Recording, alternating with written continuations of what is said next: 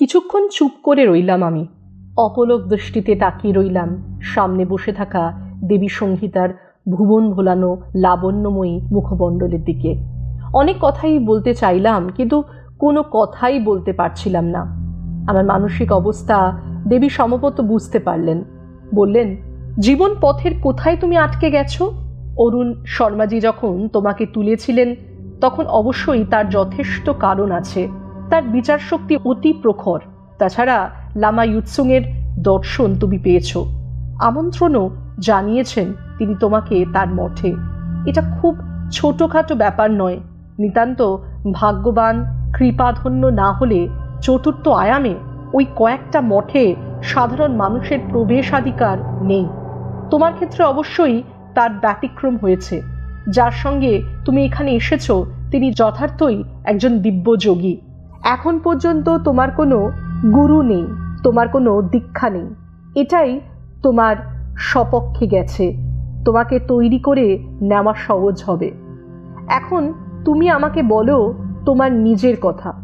আমি জানি তুমি আমার প্রতি আকর্ষিত হয়েছ। তোমার দৃষ্টি তাই বলছে।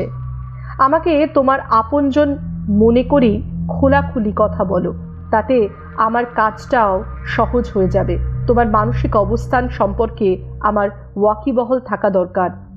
এই স্নেহ আর আন্তরিকতাপূর্ণ আশ্বাস বাণীর পর আমি আর চুপ করে থাকতে পারলাম না। বিগলিত স্বরে বললাম, দেবী, আমি কে? এ বিষয়ে আমি নিজেই অপরিচিত। কোন জন্ম আর কোন সংস্কারের দ্বারা প্রেরিত হয়ে কোন পথে চলেছি আমি তাও জানি না। কোন অদৃশ্য শক্তির প্রেরণায় আধ্যাত্মিক জগতের দুর্লভ তথ্য সমূহ জানবার জন্য আমি আঘ্রান্বিত, এটাও আমার অজানা। শুধু তাই নয় দেবী, নিয়তি আমাকে দিয়ে কি করাতে চাইছে সে বিষয়ে আমি সম্পূর্ণ অনভিজ্ঞ। আমি সত্যিই কিছু জানি না। হে দেবী, আমার কাছে সব কিছুই আশ্চর্যজনক ও বিস্ময়কারী। এখন আমি যে অবস্থায় আছি তাতে সংসারের জন্য আমি নিরপেক্ষ, আর সংসারও আমার জন্য নিরপেক্ষ। কোথাও কোনো কার্যকারণ সম্পর্ক স্থাপন করতে পারছি না এই সংসার আর আমার মাঝখানে। আমি দিশাহীন, পথ চলছি এই মাত্র, সে পথও আমার অচেনা। আমার বিনীত অনুরোধ এই যে দয়া করে এই বিষয়ে যদি আপনি আলোকপাত করেন। দেবী সংহিতা খুব মন দিয়ে আমার কথা শুনলেন। তারপর বললেন, সংসার আর নিজের মধ্যে কার্যকারণ সম্পর্ক বিষয়ে তোমার কিছু চিন্তা করবার বা বুঝবার আবশ্যকতা নেই। তুমি সংসারের ঠিক সংসারীর মতো জন্ম নাওনি, আর সেই কারণেই তুমি নিজের আর সংসারের মধ্যে কার্যকারণ সম্পর্ক স্থাপন করতে পারছো না। খুব বেশি কিছু বলবার আবশ্যকতা আছে বলে আমি মনে করছি না। শুধু এটুকুই বলাই যথেষ্ট হবে যে নিয়তির কোনো এক আধ্যাত্মিক যোজনার অন্তর্গত হয়ে তুমি জন্ম নিয়েছ। সংসারে তোমাকে অলিপ্তভাবেই থাকতে হবে। সবাই তোমাকে আপন মনে করলেও তুমি কাউকে আপন মনে করো না, এমনকি নিজের শরীরটাকেও নয়। নিয়তির আধ্যাত্মিক যোজনার পরিণাম স্বরূপ তোমার মনে বিভিন্ন ধরনের আধ্যাত্মিক জিজ্ঞাসার উদয় হয়েছে এবং ভবিষ্যতেও হবে। একটু চুপ করে থেকে আমি আবার বললাম, দেবী, আপনার বলার তাৎপর্য কি এই যে আমি নিয়তির মাধ্যম মাত্র, কিন্তু এতে আমার কি লাভ হবে? দেবী সংহিতা একটু হেসে উত্তর দিলেন, যে আধ্যাত্মিক তথ্য এ পর্যন্ত তুমি উপলব্ধ করেছ এবং ভবিষ্যতে যা পাবে সেটা প্রত্যক্ষ অনুভব জ্ঞানের উপরে আধারিত।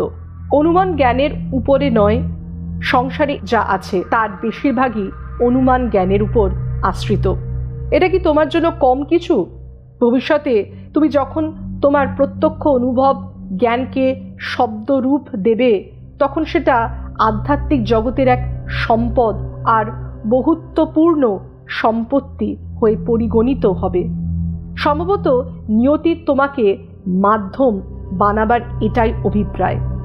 আমি বিনম্রভাবে বললাম, আপনার কথা যথার্থ, কিন্তু এই অবস্থায় আমি সাংসারিক ও সামাজিক জীবন কিভাবে কাটাবো? কোন ধর্ম কিভাবে পালন করব? দেবী সংহিতা আমার দিকে তাকালেন। তার দৃষ্টিতে স্নেহ ও আন্তরিকতা ঝরে পড়ছিল। তিনি বললেন, ধর্মের পরিভাষা দেশ কাল অনুযায়ী পরিবর্তিত হতে থাকে, কিন্তু যোগীদের জন্য, সাধকদের জন্য, আধ্যাত্মিক প্রাণীদের জন্য মঙ্গল ধর্ম পালন করা উচিত। এই ধর্মই তোমাকে আগামী দিনে সঠিক পথে পরিচালিত করবে। মঙ্গল ধর্ম কি জিনিস দেবী? জানতে চাইলাম আমি। দেবী সঙ্গীতা বললেন, মঙ্গল ধর্ম হলো মঙ্গলের ভাণ্ডার, মানব মাত্রের জন্যই সমভাবে কল্যাণকারী। গৃহস্থ জীবনের জন্য সর্বোত্তম আদর্শ হলো এই মঙ্গল ধর্ম। প্রতিপদে গৃহী জীবনের উত্তরদায়িত্ব পালন করতে করতে জীবনকে তার চরম লক্ষ্যের দিকে নিয়ে যাওয়ার কল্যাণকারী রাজপথ হলো এই মঙ্গল ধর্ম। পারিবারিক ও সামাজিক সামঞ্জস্য রক্ষা করার জন্য, বরদান আর লোক পরলোক শোধরাবার জন্য এক বিমল বিধান এই মঙ্গল ধর্ম। মঙ্গল ধর্মের এমন কোনো অংশ নেই যেটা কোনো ব্যক্তির পক্ষে অগ্রাহ্য করা সম্ভব। বুঝতে কোনো অসুবিধা হচ্ছে কি তোমার? আমি বললাম, অসুবিধে হচ্ছে না দেবী, আপনি বলুন দয়া করে। শোনো তাহলে, মূর্খের সঙ্গত না করাই মঙ্গল ধর্ম, সৎ পুরুষের সঙ্গত করাই মঙ্গল ধর্ম, পূজনীয় ব্যক্তির আদর সৎকার আর সম্মান করাই মঙ্গল ধর্ম, ধর্মানুকূল জায়গায় বসবাস করাই মঙ্গল ধর্ম, সভ্য কথাবার্তা মঙ্গল ধর্ম, মাতা পিতার সেবা মঙ্গল ধর্ম, আত্মসংযম মঙ্গল ধর্ম, জীবন ধারণের জন্য যথাচিত বিদ্যা আর শিল্প শেখা মঙ্গল ধর্ম, পরিবারকে পালন পোষণ করা মঙ্গল ধর্ম, পুত্রকে উচ্চশিক্ষা দেওয়া মঙ্গল ধর্ম, নিষ্পাপ ব্যবসা মঙ্গল ধর্ম, দান এবং ধর্মাচরণ মঙ্গল ধর্ম, সহজ এবং সচেতন থাকা মঙ্গল ধর্ম, মদিরাপান থেকে দূরে থাকা মঙ্গল ধর্ম, গুরুজনের প্রতি সমাদর ভাব রাখা, বিনম্র সন্তুষ্ট ও কৃতজ্ঞ থাকা মঙ্গল ধর্ম, উপযুক্ত সময়ে ধর্মকথা শোনা মঙ্গল ধর্ম, দুঃখ তার কারণকে নিবারণ করা মঙ্গল ধর্ম, তপ আর ব্রহ্মচর্য মঙ্গল ধর্ম, ভ্রমণ আর সাধুসন্তের দর্শন ও সঙ্গ লাভ করা মঙ্গল ধর্ম, মনকে সদা অবিচলিত রাখা মঙ্গল ধর্ম, নির্ভয় নির্মল নিঃশোক থাকা মঙ্গল ধর্ম। এই মঙ্গল ধর্ম যে পালন করে তার সুখী সুখ। এই মঙ্গল ধর্মের উপদেশ দেওয়া, এর মাহাত্ম্যকে বৈদিক এবং দার্শনিক স্তর পর্যন্ত স্বীকার করা সহজ, কিন্তু পালন করা খুবই কঠিন। প্রতি পদে কঠিনতার সম্মুখীন হতে হয়, বাইরের কঠিনতার সামনাসামনি তো হতেই হয়। এই সংগ্রামটাই হলো জীবন, এটাই মঙ্গল ধর্মের সাধনা। এই সংগ্রামে লড়তে হয়, পড়ে গিয়ে আবার উঠে এগিয়ে যাওয়ার জন্য কৃত সংকল্প হওয়া, এর মধ্যেই নিহত রয়েছে মঙ্গল ধর্ম। এই পর্যন্ত বলে থামলেন দেবী সংহিতা। আমি বললাম, দেবী, আপনার কথার অর্থ আমি অনুধাবন করতে পারছি, কিন্তু এই বয়সে এই জীর্ণ অবস্থায় এত কিছু পালন করবার মতো ধৈর্য আমার নেই। পদে পদে ভুল হবে। এমনিতেই মনের উপর লাগাম আমার খুব কম, ধ্যান তো করতেই পারি না। এমতো অবস্থায় আমাকে দয়া করে এত বাঁধনে জড়াবেন না। আমি সত্যি এসবে অযোগ্য। আপনি আমাকে শুধু এইটুকু আশীর্বাদ করুন, আমি যেন আর এখান থেকে ফিরে না যাই, এই জগতেই বিলীন হয়ে যাই। দয়া করে আমাকে আশ্রয় দিন। আমার প্রাপ্তির ভাণ্ডার পূর্ণ, যা আমার যোগ্যতা জীবনে তার থেকে বেশিই পেয়েছি ঈশ্বরের কৃপায়। আর কোনো প্রয়োজন নেই বস্তুগত জীবনে। এবার শুধু হারিয়ে যেতে চাই দেবী, আমার বিলয় ঘটুক।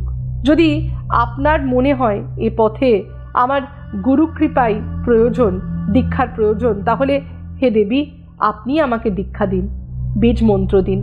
আমি আর কোথাও যেতেই চাই না, লিখতেও চাই না, ধর্ম অধর্ম পাপ পুণ্য কিছুই চাই না, কিছুই জানি না, চাই না শক্তি, চাই না বৈভব। আমাকে শুধু আপনি বিলীন করে দিন। মিষ্টি মধুর হেসে দেবী বললেন, অযথা অত উতলা হয়েও না। স্বামী দিব্যাসনা তোমাকে বৃদ্ধ বালক বলেছেন, ঠিকই বলেছেন। তুমি যা চাইছো তাকে ভাষায় রূপ দিলে বলতে হয় মহানির্বাণ। এইভাবে সেটা দেওয়া যায় না। বহু সাধনায় এই মহানির্বাণ, তাও সেটা কালের উপর নির্ভরশীল। আমি তোমাকে যেটা বলছি শোনো, যে রচনার জন্য অরুণ শর্মাজি ইউৎসুং লামা তোমাকে সহায়তা করেছেন, এবার ফিরে গিয়ে সেই রচনা তুমি পুরো করে ফেলো, না হলে অরুণ শর্মাজির কাছে আমি অপরাধী হয়ে যাব। ওই লেখাটি শেষ করলেই তুমি নৈতিক দায়িত্ব থেকে মুক্তি পাবে। এজন্য আমি তোমাকে 1 বছর সময় দিচ্ছি। এর মধ্যে যখনই তোমার লেখা শেষ হবে, তুমি স্বামী দিব্যাসনাকে জানাবে, আমি জেনে যাব। তখনও যদি তোমার আমার প্রতি এই আবেগ, এই ভক্তি, এই সমর্পণ ভাব বজায় থাকে, তাহলে আমি তোমাকে দীক্ষা দেব। তবে এক শর্তে, আমি কোনো অপরিচিতা হয়ে তোমার কাছে পৌঁছবো, আমাকে চিনে নিতে হবে। ভেবে দেখে আমাকে বলো এই শর্তে কি তুমি রাজি? মাথা নিচু করে কিছুক্ষণ বসে রইলাম আমি। তারপর বললাম, আমার ভক্তি যদি নিখাদ হয়, আমার ভালোবাসায় যদি পূর্ণ সমর্পণ থাকে, যেটা আমি বিশ্বাস করি আমার আছে, তাহলে আপনি যে রূপেই আসুন না কেন, আমি অতি অবশ্যই চিনে নেব। আর যদি লেখাটা শেষ করার ব্যাপার থাকে, তাহলে কী যে লিখব তার কোনো ধারণাই নেই আমার। কিছু বই পড়া, কিছু সাধুসঙ্গ করা, এর বাইরে আধ্যাত্মিক জগৎ সম্পর্কে আমার কোনো জ্ঞানই নেই। আপনি বলুন কিভাবে আমি লিখব আর কি লিখব। দেবী বললেন, তোমার যে এই মানসিক বিস্ফোরণ হয়েছে এটা এখানে আসবার পরই, কিন্তু তুমি যখন বাড়ি থেকে বেরিয়েছিলে তখন কি ভেবে বেরিয়েছিলে? কি উদ্দেশ্য ছিল তোমার এই যাত্রায়? আমি বললাম, দেবী, আমি লেখকও নই, সাহিত্যিকও নই। এটা আমার পেশাও নয়, নেশাও নয়। লেখাটা আমার কাছে দেবী সরস্বতীর বন্দনা। সেই স্কুলে পড়ার সময় থেকেই আমি দেবী সরস্বতীর ভক্ত। তিনি আমার ইষ্টদেবী। এই লেখার মাধ্যমেই আমি তাকে আমার শ্রদ্ধার্ঘ্য দিই। এটাই আমার পুষ্পাঞ্জলি। আমার শুধু প্রয়োজন জ্ঞান আর নিবিড় ভক্তি। ঈশ্বরকে নিয়ে কিছু লিখতে পারছি, এটাই আমার প্রাপ্তি, কিন্তু জানি না তো কিছুই। তাই এই যাত্রায় বেরিয়েছিলাম এক অদম্য কৌতূহল নিয়ে। যদি নতুন কিছু জানতে পারি, নতুন কিছু উপলব্ধি করতে পারি। কিন্তু এখানে এসে আমার সব কিছু ওলটপালট হয়ে গেল। আমি আর যাত্রাপথে এগিয়ে যেতে চাই না। জ্ঞান, উপলব্ধি কোনো কিছুরই আর প্রয়োজন নেই। দেবী দর্শন হয়ে গেছে। এবার ঘরের ছেলে ঘরে ফিরে যাব। আপনি যদি আপনার শক্তিতে আমাকে লেখবার মতন কোনো আধার দেন, তাহলে অবশ্যই লিখব। আপনি কৃপা করে আমাকে সেই দৃষ্টি দিন আর সেই শক্তি দিন, যাতে আমার কলম থেমে না যায়। আমি পুরোপুরি নিজেকে আপনার পায়ে সমর্পণ করলাম। হেসে ফেললেন দেবী সংহিতা। তিনি বললেন, তুমি তো দেখছি নিতান্তই নাছোড়বান্দা। আগামীকাল পর্যন্ত অপেক্ষা করো, আমি গুরুদেবের অনুমতি নিয়ে নিই, তারপর দেখব তোমার জন্য কি করতে পারি। আমি তোমাকে খালি হাতে ফেরাবো না। আমি আর কোনো কথা না বলে দেবী সংহিতার পায়ে লম্বা হয়ে শুয়ে পড়লাম। কথা বলার মতন কিছু ছিল না। এই সময় ঘরে ঢুকলেন স্বামী দিব্যাসনা। বললেন, বৃদ্ধ বালক কি দেবীর চরণামৃত পান করছে? মনে হচ্ছে যে কারণে একে এখানে এনেছিলাম সেটা পূর্ণ হয়ে গেছে। কি বুঝলেন দেবী? অবস্থা কেমন? দেবী বললেন, ভালো ছেলে স্বামীজি, কিন্তু বড় আবেগপ্রবণ। ভালোই করেছেন আপনি সঙ্গে করে এখানে নিয়ে এসেছেন। অরুণ শর্মাজি ঠিকই বলেছিলেন আপনাকে, নরম মাটি যেমন আকৃতি দরকার তৈরি করে নেওয়া যাবে। দুর্গা, কালী, শিব, কৃষ্ণের ভক্ত অনেক, একথা সবাই জানি, কিন্তু এরকম সরস্বতী ভক্তের অস্তিত্ব বিরল। যেটুকু পরিচর্যা দরকার আগামীকাল গুরুদেবের অনুমতি নিয়ে আমি করে দেব, আপনি চিন্তা করবেন না। দিব্যাসনা বললেন, আপনি আমাকে নিশ্চিন্ত করলেন দেবী। আপনার ঐশ্বর্য আর বিভূতির কথা অন্তত আমার অজানা নয়। অতীতেও তার নিদর্শন পেয়েছি। আগামীকাল আমরা আপনার আশ্রয়েই থাকব। পরদিন ভোর ভোর ফিরতি পথে রওনা হয়ে যাব। দেবী একটু রহস্যময় হাসি হাসলেন। বললেন, স্বামী দিব্যাসনা, আগে তো আগামীকালটা পার হোক, তারপর পরদিনের কথা ভাবা যাবে। স্বামী দিব্যাসনা বললেন, ও দেবী, তাহলে ব্যাপারটা এত দূর গড়িয়েছে? অবশ্যই এটা আমার বুঝে নেওয়া উচিত ছিল। ভবিষ্যতের দিকে আপনার যত দূর দৃষ্টি যায় আমার তত দূর যায় না। এমতো অবস্থায় সবকিছু তাহলে আপনার হাতেই ছেড়ে দিলাম। দৃশ্যত হেসে উঠলেন দেবী সংহিতা, বললেন, স্বামী দিব্যাসনা, অনাগত কালের বিষয়ে কোনো অনুমান না করাটাই শ্রেয়। হ্যাঁ, আমার কিছু পরিকল্পনা আছে, আমি মনস্থির করে নিয়েছি, শুধু গুরুদেবের অনুমতির অপেক্ষা। যদিও আমার বিশ্বাস গুরুদেব এই কাজের জন্য সহজেই অনুমতি দেবেন। যদি তার সম্মতি না থাকতো তাহলে এখানে আপনাদের হয়তো আশাই হয়ে উঠত না। আগামীকাল কি ঘটে দেখতেই পারবেন। এইসব কথাবার্তা যত শুনছিলাম একটা অজানা আনন্দে ভরে যাচ্ছিল আমার মন। পরিষ্কার ধারণা না থাকলেও এটুকু অনুধাবন করতে পারছিলাম যে কোনো কিছু একটা ঘটতে চলেছে এবং সেটা আমার পক্ষে মঙ্গলময়ী হবে। বেশ একটা আনন্দের শিহরণ অনুভব করছিলাম। দেবী এই সময় আমার দিকে তাকালেন। সেই বিনানন্দিত মধুর ধ্বনি গুঞ্জিত হলো। তিনি বললেন, তুমি বলছো মা সরস্বতী তোমার ইষ্ট দেবী।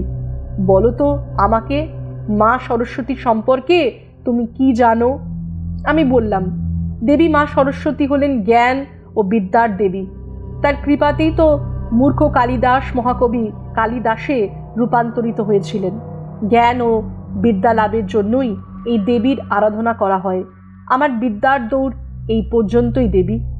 দেবী সংগীতা বললেন, মা সরস্বতী শুধুমাত্র বিদ্যাদায়িনী নন, তিনি একাধারে অন্নদাত্রী ও শক্তিদাত্রী। শোনো তাহলে, বেদ অনুযায়ী দেবী সরস্বতী জ্যোতি এবং রসের অধিষ্ঠাত্রী দেবী। সরস্বতী রসবতী, রস বৈ স, অর্থাৎ রস স্বরূপ পরম ব্রহ্মের তিনি পরম প্রকাশ। ব্রহ্মা বৈবর্ত পুরাণে আছে, সৃষ্টিকালে প্রধানা শক্তি 5 ভাগে বিভক্ত হন: রাধা, পৃথা, সাবিত্রী, দুর্গা, সরস্বতী। সরস্বতী কৃষ্ণকণ্ঠ হতে উদ্ভূতা। শ্রীকৃষ্ণই এই দেবীকে প্রথম পুজো করেন। দেবী কৃষ্ণ হতে উদ্ভূতা হয়ে শ্রীকৃষ্ণকেই কামনা করেন। তখন শ্রীকৃষ্ণ সরস্বতীকে নারায়ণ ভজনা করতে বলেন। লক্ষ্মী এবং সরস্বতী দুজনেই নারায়ণের স্ত্রী। ভাগবত মতে সরস্বতী ব্রহ্মা স্ত্রী। পুরাণকারদের প্রধান মত, পরমাত্মার মুখ থেকে এক দেবীর আবির্ভাব হয়।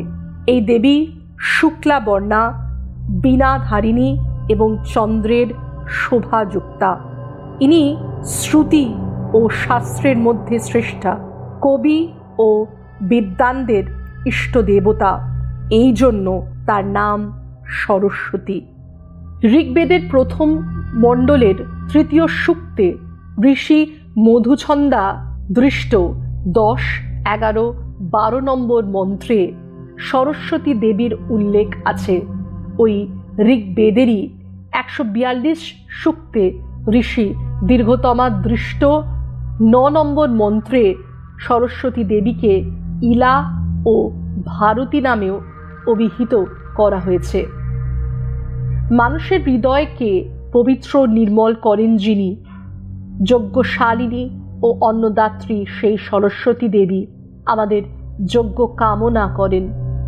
ইনি সুন্দর ও সত্য বাক্যের প্রেরণকর্ত্রী। ইনি সুবুদ্ধি আর সুমেধার উদ্বোধন করেন। ইনি মহাসমুদ্রের ন্যায় অসীম পরমাত্মাকে চিহ্নের দ্বারা প্রকাশ করে থাকেন। ইনি সমুদয় নরনারীর হৃদয়ে জ্যোতির সঞ্চার করেন।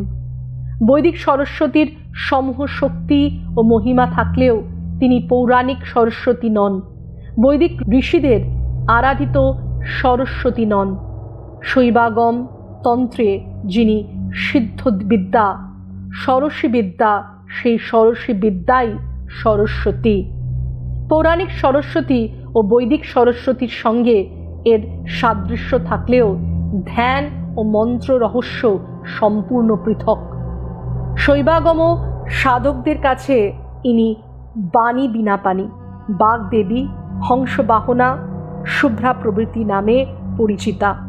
দেবী কখনো দ্বিভুজা, কখনো চতুর্ভুজা, আবার প্রয়োজনে কখনো ষোড়শভুজা। প্রত্যেক রূপেই মন্ত্র যন্ত্র পৃথক পৃথক। ষোড়শী বিদ্যা দেবীর 16টি নাম, 16 রকমের রূপ, সকলেরই মাথার উপরে মন্দিরের মতন উঁচু উঁচু মুকুট, সকলেই ললিত মুদ্রাসনে আসীনা। একটি পা নিচু করে রেখেছেন, একটি পা আসনের দিকে গোটানো। সকলেরই দক্ষিণ হস্ত বক্ষপরি বড় মুদ্রায় স্থাপিত, বাম হস্ত মোড়া এবং উঁচুতে তোলা। প্রত্যেকটি অঙ্গভঙ্গি গভীর ভাবের দ্যোতক। বিভিন্ন যোগ রহস্যের সংকেত সূচক এই রূপগুলোর একে একে বর্ণনা করছি, শোনো। মা সরস্বতীর প্রথম নাম রোহিণী এবং বাহন জলচৌকি। দেবী চতুর্ভুজা, দেবীর অপর নাম অজিত বালা। সরস্বতীর দ্বিতীয় নাম প্রজ্ঞপ্তি, তার বাহন হংস, দেবী ষষ্ঠভুজা, দেবীর অপর নাম হরিতারি। বজ্র শৃঙ্খলা, দেবী সরস্বতীর তৃতীয় নাম। এই চতুর্ভুজা দেবীর বাহনও হংস। কুলি শাকুষা, দেবীর চতুর্থ নাম, এর বাহন অশ্ব, দেবী চতুর্ভুজা। অন্যান্য নাম যথাক্রমে মনোবেগা ও শ্যামা। চক্রেশ্বরী, সরস্বতীর পঞ্চম নাম, দেবী সরস্বভুজা, এই দেবীর বাহন গরুড়। পুরষাদণ্ডা ভারতী, সরস্বতীর ষষ্ঠ নাম, এর বাহন হস্তি, মুখমণ্ডল চতুষ্কোণ বিশিষ্ট ও পুরুষাকৃতি। কালী, সরস্বতীর সপ্তম নাম। এই কালী কিন্তু 10 মহাবিদ্যার কালী নন, এর বাহন বৃষ, দেবীর অপর নাম শান্তি, দেবী চতুর্ভুজা। মহাকালী, অষ্টম নাম। ইনিও তন্ত্রোক্ত 10 মহাবিদ্যার মহাকালী নন, এই চতুর্ভুজা দেবীর কোনো বাহন নেই। গৌরী, সরস্বতীর নবম নাম, এর বাহন বৃষ, দেবী চতুর্ভুজা, দেবীর অপর নাম মানসী ও অশোকা। গান্ধারী, দেবীর 10ম নাম। এই চতুর্ভুজা দেবীরও কোনো বাহন নেই, দেবীর অপর নাম চণ্ডা। সরস্বতীর একাদশ নাম সর্বাস্ত্র মহাজ্বালা, বাহন বৃষ, দেবী অষ্টভুজা, অপর নাম জ্বালা মালিনী ও ভ্রিকুটি। মানবী বা সরস্বতীর দ্বাদশ নাম, এর বাহন সাপ, দেবীর অপর নাম অশোকা, দেবী চতুর্ভুজা। বৈরাট্টা, সরস্বতীর ত্রয়োদশ নাম। এই দেবীর বাহন সাপ, দেবীর অপর নাম বৈরটী, দেবী চতুর্ভুজা। দেবী সরস্বতীর চতুর্দশ নাম অচ্যুতা। এই দেবীর বাহন হংস, দেবী চতুর্ভুজা। এই দেবীর অপর নাম অনন্তবতী ও অঙ্কুশা। মানসী, সরস্বতী দেবীর পঞ্চদশ স্বরূপ, এর বাহন ময়ূর। এই চতুর্ভুজা দেবীর অপর নাম কন্দর্পা। মহামানবী, দেবীর ষোড়শ স্বরূপ, এর বাহন ময়ূর, দেবী চতুর্ভুজা। এই দেবীর অপর নাম নিবাসী। ষোড়শী বিদ্যা সরস্বতী এই 16 রকমের দিব্য মূর্তি নিয়ে ভক্তের কাছে প্রকট হন। মহিষীরা বলেছেন, মা সরস্বতীর কৃপায় অন্ন বৃদ্ধি হয়। এই রহস্য বোঝা খুবই কঠিন। দেবীর কৃপা থাকলে কারোর ভাণ্ডারে কিছুর অভাব থাকে না। তাই বলছিলাম, দেবী সরস্বতী যে শুধু বিদ্যা ও জ্ঞান দায়িনী তা নন, তিনি একাধারে অন্নদাত্রী এবং শক্তিদাত্রীও। আমি বিনয়ের সঙ্গে বললাম, দেবী সরস্বতীর এই ষোড়শ রূপের বর্ণনা আমার অবশ্যই মনে থাকবে, এ বিষয়ে আমার কোনো ধারণাই ছিল না। ছোটবেলা থেকে শুনে আসছি ত্রিসন্ধ্যা জপ করতে হয়, আবার এও শুনেছি যে ত্রিসন্ধ্যা হয় না, প্রাতঃকাল আর সায়নকাল এই দুটোই সন্ধিকাল। এই বিষয়ে দয়া করে আপনি আমাকে সঠিক পথ দর্শন করুন দেবী। দেবী বললেন, শুনে রাখো, ত্রিকালে সন্ধি হয় না, সেই কারণেই বেদে ত্রিসন্ধ্যার কথা উল্লেখ নেই। শৈবাগম ঋষিদের কাছে ত্রিকাল শব্দের অর্থ কাল, অকাল ও কালাকাল। শৈবাগম শাস্ত্রে এই ত্রিকাল শব্দের প্রয়োগ আছে। সন্ধ্যার পর থেকেই ত্রিকালের কাজ শুরু হয়। কাল সন্ধ্যা থেকে রাত 8টা পর্যন্ত, অকাল রাত 8টা থেকে 10টা পর্যন্ত, কালাকাল 10টা থেকে 11টা পর্যন্ত। এই তিনটে মিলিত হয়ে যে শক্তি উৎপন্ন হয় তার নামই ত্রিকাল শক্তি, কাল, অকাল, কালাকাল। এরপর রাত 11:30কে বলে আধার। এখান থেকেই যোগীর দিবসের সূচনা হয়। মহামহাক্ষণ রাত 11:30 থেকে রাত 12টা পর্যন্ত, মহাক্ষণ রাত 12টা থেকে 3টা পর্যন্ত, ব্রহ্মক্ষণ রাত 3টে থেকে সূর্য উদয় পর্যন্ত, মায়াক্ষণ সূর্যোদয় থেকে 8টা পর্যন্ত, মোহমায়াক্ষণ বেলা 8টা থেকে 12টা পর্যন্ত, অভিশপ্তক্ষণ বেলা 12টা থেকে বিকেল 3টে পর্যন্ত, দগ্ধক্ষণ বিকেল 3টে থেকে সন্ধ্যার আগে, সন্ধিক্ষণ ঠিক সন্ধে বেলা সূর্যাস্তের সময়। এই কথা বলে থামলেন দেবী, হেসে বললেন, শান্তি হয়েছে মনে? অনেক সময়ে পেরিয়ে গেছে, এখন কিছু খেয়ে বিশ্রাম করো। আগামীকাল আশা করি তোমার মধ্যে এক নতুন জীবনের সূচনা হবে।